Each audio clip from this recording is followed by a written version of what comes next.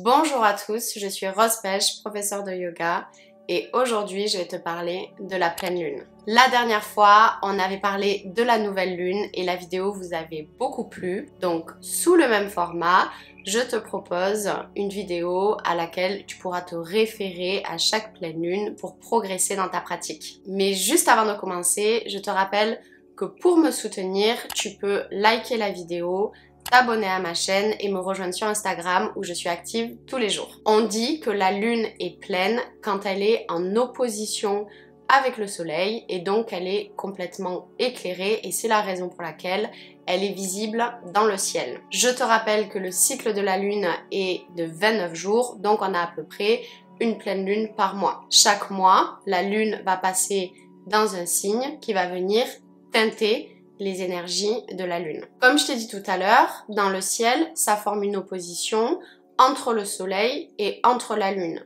Donc, par exemple, actuellement, on est dans la saison du Sagittaire, donc la pleine lune est dans le signe opposé, c'est-à-dire le Gémeaux. Le mois prochain ou dans quelques semaines, on va passer dans la saison du Capricorne, donc la pleine lune sera en Cancer, etc., etc.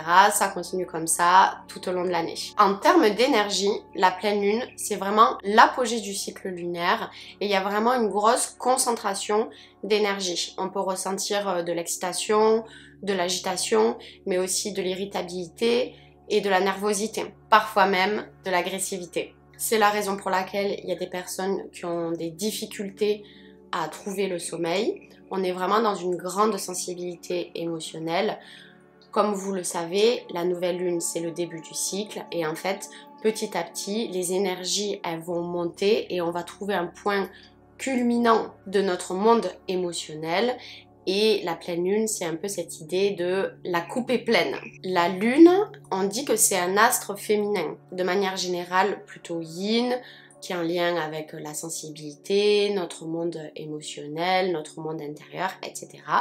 Mais la pleine lune, elle a quand même une énergie beaucoup plus yang, où on est vachement plus dans l'action et dans l'énergie. On est également davantage tourné vers l'extérieur. Il y a une réelle effervescence autour de nos projets qui sont en pleine fertilité, en plein aboutissement également. Puisqu'à la nouvelle lune, on a posé nos intentions et qu'en début de cycle lunaire, on est venu travailler en fait pour obtenir les résultats de ces intentions, la pleine lune, c'est le moment de récolter, c'est le moment d'avoir des résultats.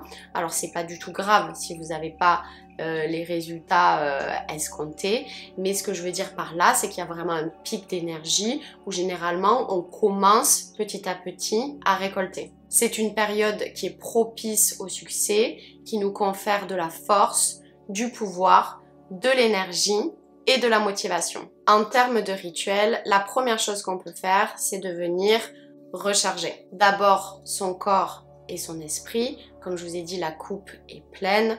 Donc l'idée, c'est d'activer sa puissance, mais aussi de prendre le temps de se décharger et de venir canaliser les énergies, par exemple par le sport. Que vous manquiez d'énergie ou que vous en avez trop, le sport, ça reste toujours quelque chose qui vient rassembler au milieu. Donc la pleine lune, c'est un bon moment pour pratiquer et pour venir se défouler. Vous pouvez également venir recharger tous vos outils magiques et plus particulièrement les pierres que vous pouvez exposer aux rayons de la lune.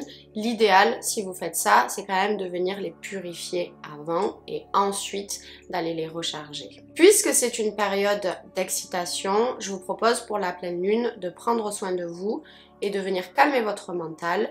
Vous pouvez faire du yoga, prendre des bains, prendre soin de vous, self-care, faire aussi des massages et de la méditation. Autre chose qui est sympa à faire à la pleine lune, c'est de faire de l'eau de lune. Vous prenez un récipient, vous le remplissez d'eau, vous posez vos intentions dans ce récipient. Vous pouvez également ajouter des herbes qui correspondent avec vos intentions. Et puis vous allez le déposer dehors au rayon de la lune et vous récupérez par contre l'eau avant que le soleil se lève et vous la stockez quelque part. Vous pourrez utiliser cette eau dans vos rituels magiques, par exemple soit en vous le versant dessus, On peut également boire l'eau, attention en fonction des herbes que vous mettez dedans par contre.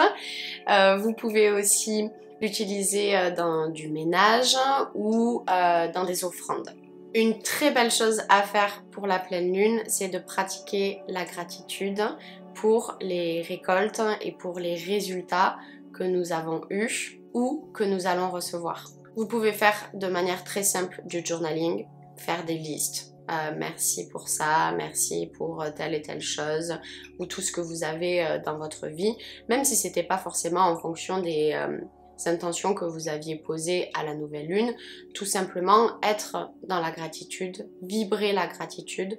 Vous pouvez également le faire sous forme de méditation et de visualisation. Je vous rappelle que dans la vidéo sur la nouvelle lune, je vous avais beaucoup parlé des techniques de visualisation pour que ce soit bien cadré pour vous, donc vous pouvez vous référer à ça. Est associé avec la pleine lune le concept de libération. D'abord de la libération des énergies négatives, donc pour cela, faire de la purification ou faire du nettoyage peut vous être très utile. C'est le moment de se débarrasser de ce dont vous n'avez plus besoin dans votre vie, que ce soit des mauvaises habitudes, des énergies négatives, que ce soit des situations en particulier. La pleine lune, c'est un très bon moment pour faire ça, mais c'est également un bon moment pour pratiquer le pardon. Le pardon est vraiment quelque chose de libérateur. Je sais que c'est pas facile quand on est dans certaines situations, mais on peut le travailler plus tard ou à la longue, de pardonner quelqu'un ou de pardonner une situation, mais aussi n'oubliez pas de vous pardonner vous-même. C'est quelque chose qui libère énormément. À la nouvelle lune, on pose ses intentions. En début de cycle, on travaille à l'obtention des résultats. À la pleine lune, on commence à récolter. Et donc, dans cette idée de libération, c'est également le moment de lâcher prise. Prenez également le temps de faire revenir le calme à l'intérieur, de vous recentrer, de méditer, de vous purifier et de vous protéger. En termes de rituel magique, moi, ce que j'aime bien faire pour me libérer des énergies négatives, c'est de venir écrire sur des petits bouts de papier tout ce dont je ne souhaite plus avoir dans ma vie, que ce soit par rapport à moi ou par rapport à quelque chose d'extérieur. Par exemple, je vais écrire « Je me libère de ma colère » sur un bout de papier et ensuite venir brûler tout ça au chaudron en imaginant que quand ça brûle, quand la fumée et quand ça se disperse, etc., vous vous libérez de ça et vous n'êtes plus accroché à ça. Un autre très bon exercice, c'est de faire les bonhommes allumettes. Je ne sais pas si vous connaissez ou pas, mais en gros, tu dessines deux bonhommes. Il y a un bonhomme, il va te représenter à toi, et l'autre bonhomme, il va représenter soit une personne, soit une situation. Tu vas tirer des traits entre les bonhommes. Si tu veux voir tout le processus, je t'invite à aller checker une vidéo pour voir tous les détails. Et tu vas noter en fait qu'est-ce qui te lie à cette situation ou à cette personne. Ensuite, tu récupères ta petite feuille et tu viens découper entre les deux pour te libérer de ces liens-là. Et pareil, si tu as envie de tout cramer au chaudron, c'est également possible. Dernière chose, dans le même esprit, tu prends deux bougies, une qui va te représenter toi-même et l'autre bougie, une autre personne ou une situation ou des énergies négatives, des émotions que tu ressens. Enfin voilà, tu as compris le système. Sur les bougies, si tu as envie de graver des choses, de graver des mots ou des sigils, c'est également possible. Et ensuite, tu vas prendre un ruban ou une ficelle et tu vas lier les deux bougies. Tu allumes les deux bougies et ensuite, quand elles vont se consumer et que la flamme va descendre, quand elle aura atteint le ruban, ça va venir le brûler et séparer les liens entre toi et la chose en question. Dernière petite chose à faire si tu le souhaites, c'est de faire un petit bilan sous forme de journaling pour comparer, voilà, voir depuis à la nouvelle lune, moi je voulais ça, comment mes projets ils ont avancé, est-ce que j'ai déjà récolté des choses ou pas, mais gardez bien en tête qu'à un moment donné il faut lâcher prise et laisser l'univers faire. Et voilà. J'espère que cette vidéo t'a plu. Je t'invite à l'enregistrer dans tes favoris pour pouvoir y revenir plus tard. Je te souhaite une très belle pleine lune et je te dis à bientôt.